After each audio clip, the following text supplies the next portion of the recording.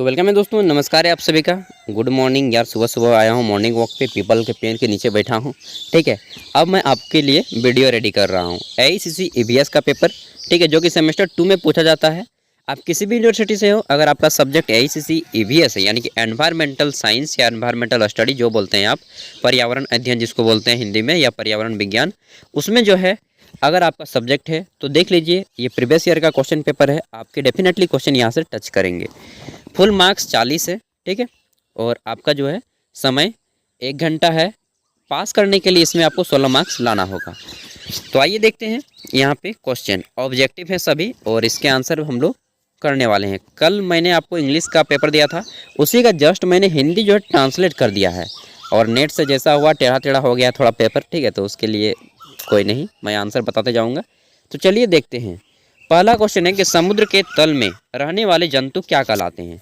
तो इसका right answer हो जाएगा, समुद्र के तल में रहने वाले जंतु बेंटिक कहलाते हैं। ठीक है, ऑप्शन सी।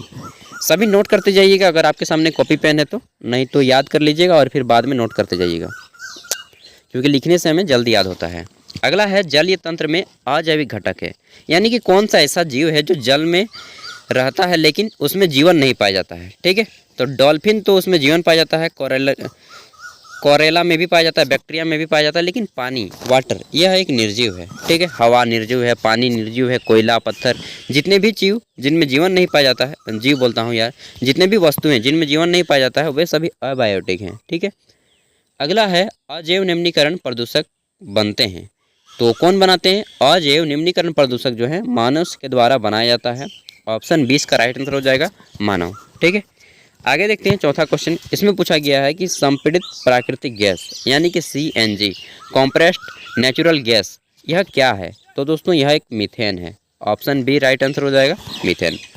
5 नंबर क्वेश्चन देखिए, इसमें पूछा गया है कि डीडीटी का विस्तारित रूप क्या है। देखिए, डीडीटी एक कीटनाशक है, डीडीटी, और इसका फुल फॉर्म होता है डाइक्लोरो डाइफेनाइल ट्राइक्लोरो इथेन। ठीक है, ऑप्शन ए। आगे देखते हैं क्वेश्चन नंबर 6। इसमें पूछा गया है कि पृथ्वी की सतह में जल की कुल मतलब कि पृथ्वी पे कुल कितना प्रतिशत जल पाया जाता है। तो दोस्तों 71% जो है जल पाया जाता है, और 29% जो है वाटर जमीन पाया जाता है। ठीक है, 29% जमीन है, पहाड़ है, पर्वत है, मतलब स्थल सीमा है, और 71% जो है समुद्र है, जल है।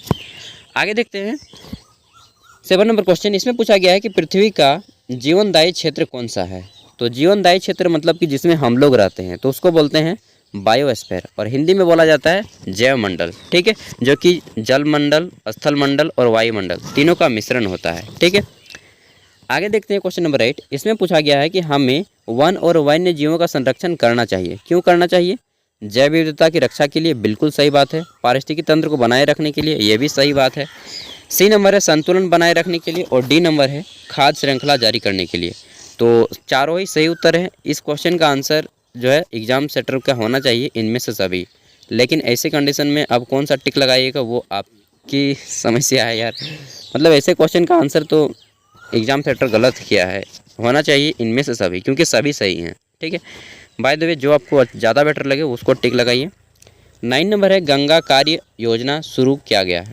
गंगा एक्शन प्लान जो है वो कब स्टार्ट किया गया था? 1985 को, 1985 को गंगा नदी की कार्य परियोजना शुरू की गई, जितने भी वहाँ पे कचरा आता था उसके लिए। 10 नंबर है फेफड़ों में कैंसर का कारण क्या होता है। जब किसी व्यक्ति को लंग्स कैंसर हो जाता है, ठीक है, तो उसका कारण क्या होता है? सीमेंट कारखाना। तो सीमेंट कारखाना में जितने भी मजदूर काम करते हैं या फिर आदमी कार्य करते हैं, तो मैं बता रहा था, ट्रैक्टर आ गया था बीच में इसलिए रोक दिया था वीडियो को। तो सीमेंट कारखाना होता है ना, जैसे कि डालमिया सीमेंट हम लोग के बोकारो में है। ठीक है, तो यहाँ पे क्या है कि सीमेंट कारखाना में जितना भी मजदूर लोग काम करता है, वहाँ के मजदूर में एक बीमारी हो जाती है, उनके फेफड़े में जो है एक प्रकार की बीमारी हो जाती है, लंग्स कैंसर, श्वेत फुसफुस नाम की बीमारी हो जाती है, जिसके कारण जो है फेफड़ा का कैंसर हो जाता है। इसलिए देखिएगा कि सीमेंट फैक्ट्री में जितने भी मजदूर रहेंगे वो सभी मास्क लगा के रहते हैं। ठीक है, इसलिए नहीं कि कोरोना है, इसलिए कि उनकी जो है सीमेंट अंदर ना चला जाए नाक के माध्यम से या मुंह के माध्यम से। ठीक है, तो राइट आंसर हो जाएगा सीमेंट कारखाना। आगे देखते हैं 11 नंबर क्वेश्चन। इसमें पूछा गया है कि जल संचयन एक ऐसी विधि है जो क्या करता है? भूजल स्तर को बढ़ाता है। ठीक है, ऑप्शन ए सही हो जाएगा, भूजल स्तर को बढ़ाता है। आगे देखते हैं 12 नंबर क्वेश्चन। पूछा गया है कि कॉलीफॉर्म क्या है। कॉलीफॉर्म क्या है दोस्तों? कॉलीफॉर्म जो है एक बैक्टीरिया का समूह है जिसको हिंदी में जीवाणु बोलते हैं, इंग्लिश में बैक्टीरिया बोलते हैं, और यह हमारे आंत यानी कि मनुष्य के आंत में भी पाया जाता है। ठीक है यार, ये खोटा आ गया यार, काट देगा हमको। चलिए आगे देखते हैं।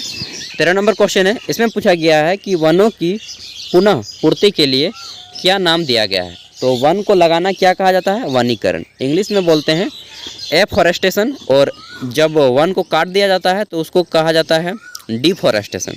ठीक है, यहाँ पे हो जाएगा वनीकरण, वन को लगाना। आगे देखते हैं क्वेश्चन है, विकिरण स्वास्थ्य के लिए हानिकारक है क्योंकि यह क्या बनाता है। तो विकिरण जैसे कि एक्सरे आपने करा लिया, ठीक है, या फिर सीटी स्कैन करवा लिया, या फिर एमएमआर करवा लिया, ये सभी बॉडी को देखने के लिए, बॉडी के अंगों को, या फिर अल्ट्रासाउंड करवा लिया, तो ये सभी रेडिएशन होते हैं, और ये सभी रेडिएशन से एक हानि होती है जिसको बोलते हैं ल्यूकेमिया। अगर आप ल्यूकेमिया नहीं समझ पाते हैं तो सिंपली समझ लीजिए कि आपको जो है कैंसर का प्रॉब्लम हो सकता है। ठीक है, ये सब अगर आप ज़्यादा मात्रा में करवाते हैं, बहुत बार एक्सरे करवा लिए हैं, तो आपको हो सकता है, ये सभी संभावनाएं बनती हैं। ठीक है। 15 है, औद्योगिक शोर सीमा के बारे में WHO की सिफारिश क्या है। मतलब कि जहाँ पे इंडस्ट्रियल एरिया है, मान लीजिए हमारे बोकारो में एक सेल के कारखाना है, ठीक है, steel authority of India limited, वहाँ पे जाइएगा तो बोला गया है कि WHO वर्ल्ड हेल्थ ऑर्गेनाइजेशन कि आपको जो है इतना डेसिबल से ज़्यादा ध्वनि उत्पन्न नहीं करना है, वही डेसिबल की ध्वनि आपको बताना है। तो औद्योगिक क्षेत्र में जो हो दोस्तों 75 डेसिबल की ध्वनि को मान्य किया गया है, आप उससे ज़्यादा शोर प्रदूषण नहीं कर सकते हैं। ठीक है, क्योंकि शोर प्रदूषण जो है हमारे लिए हानिकारक है। ठीक है, बहरेपन का शिकायत हो सकता है, ध्वनि प्रदूषण। 16 नंबर क्वेश्चन है कि बायोकेमिकल ऑक्सीजन डिमांड का अर्थ क्या है। तो बायोकेमिकल ऑक्सीजन डिमांड का अर्थ है पानी में मौजूद सूक्ष्म जीव द्वारा ली गई ऑक्सीजन की मात्रा। ठीक है, पानी द्वारा मौजूद सूक्ष्म जीव जो होते हैं उनमें ली गई ऑक्सीजन की मात्रा। और एक है ध्वनि प्रदूषण का बड़ा कारण यह है कि गांव में डीजे वगैरह बजा देते हैं और बिना ढंग का बजता है, कुछ सुनाई भी नहीं देता है, खाली डिचुक डिचुक। मतलब आप लोग विरोध, मैं तो खुद फुल विरोध में हूँ इसका यार। आराम से बजाओ, उतना बेस देने की क्या ज़रूरत है, स्लोली बजाओ। और रात को 10 बजे के बाद, एक चीज़ जान लीजिए कि रात को 10 बजे के बाद लीगली जो है किसी को नहीं बजाना चाहिए, लेकिन मूर्ख आदमी क्या करें, रात सब खुद जगेगा और सबको जगाएगा यार। आप लोग की तरफ भी होता होगा। 17 नंबर है, निम्नलिखित में से कौन सा सामान्य रूप से वायुमंडलीय प्रदूषण नहीं है। ठीक है, तो कार्बन डाइऑक्साइड जो है वायुमंडल में प्रदूषण सामान्य रूप से नहीं है। CO2 इसका राइट आंसर हो जाएगा, CO2, और इसका फॉर्मूला है, और हम लोग इसको बोलते हैं कार्बन डाइऑक्साइड। आगे देखते हैं, क्वेश्चन है कि मृदा का सर्वाधिक महत्वपूर्ण कारक प्रदूषक हो सकता है। तो मृदा का सर्वाधिक महत्वपूर्ण कारक प्रदूषण कौन हो सकता है? प्लास्टिक। ठीक है, क्योंकि प्लास्टिक एक ऐसा पदार्थ है जिसको आप ज़मीन पे कितना भी साल गाड़ दीजिए ना, वह सड़ेगा नहीं, न गलेगा। ठीक है, वो ज्यों का त्यों रहेगा। आगे देखते हैं 19 नंबर क्वेश्चन। इसमें पूछा गया है कि गर्म पानी में घुलित ऑक्सीजन और फिर BOD, ठीक है, बायोलॉजिकल ऑक्सीजन डिमांड जिसको बोलते हैं, होता है। तो क्या होता है, जब गर्म पानी में ऑक्सीजन और फिर BOD होता है, घट जाती है। इसको थोड़ा नोट कर लीजिएगा, समझने में इसको टाइम लग जाएगा। ठीक है, एक तरह समझ लीजिए सिंपल से कि जब हम पानी को गर्म करते हैं तो ऑक्सीजन की मात्रा कम हो जाती है, बस इतना ही समझ लीजिए आप। ठीक है, आगे देखते हैं 20 नंबर क्वेश्चन। तो क्वेश्चन है दोस्तों 20 नंबर में कि समाचार पत्र में निम्न में से विषैला पदार्थ होता है। तो आप जो न्यूज़पेपर पढ़ते हैं, चाहे कि द हिंदू एक्सप्रेस हो, इंडियन एक्सप्रेस हो, चाहे हिंदुस्तान हो, अमर उजाला हो, दैनिक भास्कर, दैनिक जागरण, बहुत जो भी है, जो जितने भी न्यूज़पेपर होते हैं ना, इन सभी में एक विषैला पदार्थ होता है, टॉक्सिक होता है। टॉक्सिक क्या होता है? शीशा। ठीक है, यहाँ पे PB लिखा होगा कहीं पे, देख लेता हूँ यार। शीशा जिसको बोला जाता है CD, PB, देखिए B नंबर पे है PB। ठीक है, PB का मतलब होता है शीशा, ये इसका सांकेतिक नाम है, आपने पीरियोडिक टेबल पढ़ा होगा। ठीक है, PB मतलब शीशा। शीशा जो है आपका न्यूज़पेपर में होता है। ठीक है, तो वो एक टॉक्सिक है। टॉक्सिक मतलब होता है विषैला। नहीं, ये आदमी ही टॉक्सिक है यार। किसी किसी को बोल देते हैं। 21 नंबर क्वेश्चन है कि निम्नलिखित में से कौन सा मुख्य लक्षण है। तो इनमें से कौन सा जो है मुख्य लक्षण है? परिवार कल्याण कार्यक्रम।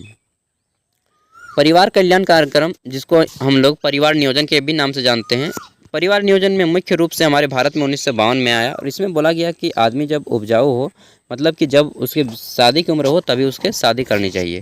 ठीक है, उपजाऊ उम्र में शादी, यानी कि परिपक्व जब हो जाए।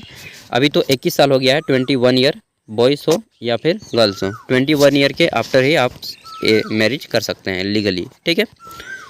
22 नंबर क्वेश्चन है कि विश्व में परिवार नियोजन कार्यक्रम आरंभ करने वाला प्रथम देश कौन सा है, ठीक है। तो हमारा भारत ही है। जैसे कि मैंने बताया परिवार नियोजन फैमिली प्लानिंग 1952 में ही भारत ने फैमिली प्लानिंग शुरुआत की, ठीक है, जनसंख्या को कंट्रोल करने के लिए, लेकिन जनसंख्या को कंट्रोल नहीं कर पाया। आज देखिए भारत दुनिया का सबसे ज़्यादा जनसंख्या वाला देश है, 1 अरब 42 करोड़ भारत की जनसंख्या हो गया है यार, चीन को पीछे छोड़ दिए हम लोग, ठीक है। तो कंट्रोल करना है। अगला है कि निम्नलिखित में से कौन सा संगठन पर्यावरणीय नुकसान से मानव स्वास्थ्य की रक्षा के लिए समर्पित है। तो इसका राइट आंसर क्या हो जाएगा, पर्यावरण मानव स्वास्थ्य। निम्नलिखित में से कौन सा संगठन पर्यावरणीय नुकसान से मानव स्वास्थ्य की रक्षा के लिए समर्पित है। पर्यावरण और पारिस्थितिकी समाधान, पारिस्थितिकी संगठन, पर्यावरण और वैज्ञानिक विज्ञान, पर्यावरण और मानव स्वास्थ्य। राइट आंसर हो जाएगा पारिस्थितिकी संरक्षण और संगठन। ऐसे देखा जाए तो इसका राइट आंसर यहाँ पे होना चाहिए इनमें से सभी, लेकिन ज़्यादा पूछा जाए तो ज़्यादा फोर्स के साथ ऑप्शन सी रहेगा, ठीक है। आगे है 24 नंबर क्वेश्चन। इसमें पूछा गया है कि यह वायु प्रदूषण के जैव संकेतक के रूप में कार्य करता है, कौन सा। तो एयर पोल्यूशन को जाँचने के लिए हम लोग उसमें फाइंड आउट करते हैं लाइकेन, ठीक है। क्या करते हैं, लाइकेन। लाइकेन जो है वो इंडिकेटर होता है एयर पोल्यूशन का। नेक्स्ट 25 नंबर, इसमें पूछा गया है कि संक्रामक रोगों का दूसरा नाम क्या है। तो जो डिजीज एक आदमी से दूसरे आदमी में फैल जाता है, ठीक है, उसको बोलते हैं संचारीय रोग या फिर कम्युनिकेबल डिजीज। जैसे कि किसी व्यक्ति को चेचक हो गया है, जिसको आम लैंग्वेज में माता दर्शन बोलते हैं, वो किसी व्यक्ति को हो जाता है और अगर आप उसके सामने चल जाते हैं तो आपको भी स्मॉल पॉक्स हो सकता है, ठीक है। आगे देखते हैं।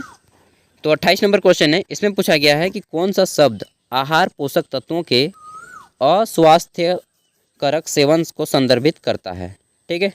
तो देखिए, जब इसका मतलब सिंपल सा है कि जब आप सही मात्रा में भोजन नहीं लेते हैं, जब किसी व्यक्ति को भोजन की कमी हो जाती है उसके शरीर में, तो उसमें जो है कौन सी बीमारी होती है, सिंपल सा यही क्वेश्चन है, ठीक है। जब किसी व्यक्ति में पोषण की कमी हो तो उसमें जो है कुपोषण हो जाता है। कुपोषण इंग्लिश में बोलते हैं न्यूट्रिशन, ठीक है, पोषण को, और कुपोषण को बोलते हैं मेल न्यूट्रिशन, ठीक है, कुपोषण। उसमें जो है व्यक्ति के शरीर में विशेष रूप से प्रोटीन की कमी हो जाती है और व्यक्ति बहुत दुबला पतला हो जाता है, ठीक है, और उसकी हड्डियां भी दिखने लगती हैं। अक्सर आपने छोटे बच्चों को देखा होगा, पेट बड़ा हो जाता है और उसकी हाइट जो है बहुत कम हो जाती है, ठीक है। तो ये चीज़ होता है।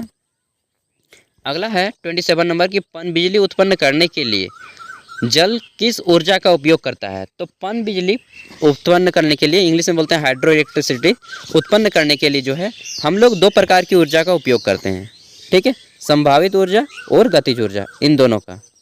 इंग्लिश में बोलेंगे काइनेटिक एनर्जी और पोटेंशियल एनर्जी, ठीक है, या फिर बोल सकते हैं कि गतिज ऊर्जा और स्थितिज ऊर्जा, इन दोनों का उपयोग करते हैं हम लोग इसके लिए, पन बिजली उत्पन्न करने के लिए। 28 नंबर है कि जल का प्राथमिक स्रोत कौन सा है। तो देखिए, जल का प्राथमिक स्रोत है कौन सा जल, वर्षा का जल, रेन वाटर, ठीक है। यहाँ पे देखिए कहाँ पे है रेन वाटर, नदियाँ, द्वारा, भूजल, झीलें, निकास जल। तो इसका राइट आंसर हो जाएगा निकास जल, रेन वाटर, ठीक है, जो वर्षा का जल होता है वही। और वे जल का सबसे शुद्धतम रूप भी होता है, प्योर फॉर्म ऑफ वाटर। उसका पीएच मान 7 होता है, ठीक है। अगला है, जब कोयले का दहन अपर्याप्त वायु में होता है तो कार्बन डाइऑक्साइड के स्थान पर कौन सी गैस बनती है। मान लीजिए आप आग जला रहे हैं और वहाँ पे ऑक्सीजन की मात्रा बहुत कम है, ठीक है, तो वहाँ पे जो है कार्बन डाइऑक्साइड गैस ना बनकर और एक दूसरा गैस बनेगा जिसको हम लोग बोलते हैं कार्बन मोनोऑक्साइड, ठीक है, और यह बहुत जहरीला गैस होता है। इसका सांकेतिक नाम होता है CO, कार्बन मोनोऑक्साइड, ठीक है, बहुत हानिकारक गैस होता है यार। तो इसलिए जब ऑक्सीजन की कमी हो जाती है, और पता कैसे करेंगे कि ऑक्सीजन की कमी हो गई यार, धुआं आने लगेगा सिंपली, और जब धुआं आने लगता है ना तो समझ लीजिए कि वहाँ पे कार्बन मोनोऑक्साइड गैस निकल रहा है। आगे देखते हैं। क्वेश्चन है 30 नंबर कि सभी के लिए छत पर वर्षा जल संचय अनिवार्य करने वाला भारत का पहला राज्य कौन सा है। क्वेश्चन है कि मतलब भारत का कौन सा ऐसा राज्य है जहाँ के बोल दिया गया था कि सरकार द्वारा कि आपके जितने भी घर हैं इन सभी घरों में छत में जो है टंकी बनाना है, जितना भी वर्षा का पानी होगा उन सभी को उस छत के टंकी में रखना है। तो ऐसा राज्य था तमिलनाडु। तमिलनाडु के अभी CM है MK स्टालिन, ठीक है, और हाल ही के दिनों में कुछ चर्चा में आया था तमिलनाडु, जो कि फॉल्स था, ठीक है, कि तिहाड़िया मजदूरों को वहाँ पे प्रताड़ित किया जा रहा है, ये गलत बात था। 31 नंबर क्वेश्चन है कि वन उन्मूलन सामान्यतः घटता है, किससे घटता है? तो वन उन्मूलन जो है सामान्यतः घटता है किससे? वर्षा से, सूखा से, ग्लोबल वार्मिंग से, मृदा अपरदन से। राइट आंसर हो जाएगा मृदा अपरदन से। इंग्लिश में बोलेंगे सॉइल इरोजन। ठीक है, सॉइल इरोजन के कारण जो है ये होता है। 32 नंबर क्वेश्चन है, इसमें पूछा गया है कि जल का प्रमुख स्रोत कौन सा है? तो जल का सबसे प्रमुख स्रोत है भूजल, ग्राउंड वाटर जिसको बोलते हैं। ठीक है, ज़मीन का वाटर उसको बोलते हैं भूजल, जल का प्रमुख स्रोत है पीने के लिए। आगे देखते हैं, क्वेश्चन है 33 नंबर कि विश्व जैव विविधता दिवस कब मनाया जाता है? तो विश्व जैव विविधता दिवस जो होते हैं इंग्लिश में बोलते हैं वर्ल्ड क्या बोलेंगे जी जैव विविधता को? Biodiversity day, world biodiversity day. ठीक है, तो 22 मई को विश्व जैव विविधता दिवस, वर्ल्ड बायोडाइवर्सिटी डे मनाया जाता है, सेलिब्रेट किया जाता है। 34 नंबर क्वेश्चन है कि वन उन्मूलन के कारण क्या है? वन उन्मूलन, उन्मूलन मतलब कि वनों का कटना। ठीक है, वनों को काटना, चाहे आप खेती के पर्पज़ से काटिए, चाहे इंडस्ट्रियल कोई फैक्ट्री लगाने के पर्पज़ से, चाहे रोड बनाने के पर्पज़ से, मतलब कि वन को काटना है। तो वन उन्मूलन का कारण क्या है? पर्यावरण पर नकारात्मक प्रभाव पड़ता है। इसका सिंपल सा ऑप्शन भी हो जाएगा, पर्यावरण पर नकारात्मक प्रभाव। 37 नंबर क्वेश्चन है, इसमें पूछा गया है कि हमारे देश में भूमि निम्नीकरण का मुख्य कारण क्या है? ठीक है, भूमि निम्नीकरण दोस्तों क्या है कि पानी, जब ज़मीन पर जो है उपजाऊ चीज़ें कम हो जाती हैं, या फिर ज़मीन पे ज़्यादा मात्रा में जितनी ज़रूरत है पानी की उससे ज़्यादा मात्रा में उसको पानी मिल गया, तो उसको हम लोग बोल सकते हैं कि जो है मिट्टी का क्षरण हो जाता है, जल जमा हो जाता है। कौन सा कारण होता है? तो भूमि में निम्नीकरण का प्रमुख कारण है आपका मिट्टी का क्षरण, जल का जमाव, ऑप्शन सी। ठीक है, ज़्यादा मात्रा में पानी भी नहीं चाहिए। आगे देखते हैं, क्वेश्चन है कि कौन सा अवसादी प्रकार का चक्र है या फिर चट्टान है, हम लोग बोल सकते हैं। ठीक है, तो राइट आंसर हो जाएगा सल्फर चक्र, सल्फर चक्र। पोटेशियम चक्र भी आ सकता है यहाँ पे ऑप्शन में, अगर रहेगा तो दो में से जो भी रहेगा वो आपको टिक लगाना है। अगला है कौन सा मानव को हानि पहुँचाता है? ठीक है, मानव के स्वास्थ्य को हानि कौन सा पहुँचाता है? तो देखिए जैविक खेती का भी, जिसको इंग्लिश में बोलते हैं ऑर्गेनिक फार्मिंग, जैविक खेती जिसमें आपको किसी प्रकार का यूरिया खाद नहीं डाला जाता है, तो उससे किसी प्रकार का हानि नहीं होता मनुष्य को। अगला है कीटनाशकों का उपयोग। ठीक है, तो पेस्टिसाइड जिसको बोलते हैं, उसका अगर आप फर्टिलाइज़र वगैरह का उपयोग करते हैं तो जो है इसमें आपकी हानि होती है। सल्फेट का उपयोग, खाना खाएंगे तो कितना दिन बचेंगे? आपके बुजुर्ग भी बोलते होंगे, बूढ़ा लोग, या सल्फेट का खाना खा के कितना दिन बचे नहीं। 35 नंबर क्वेश्चन है, इसमें पूछा गया है कि गंगोत्री से 100 कस्बों और शहरों में होकर गुजरती है।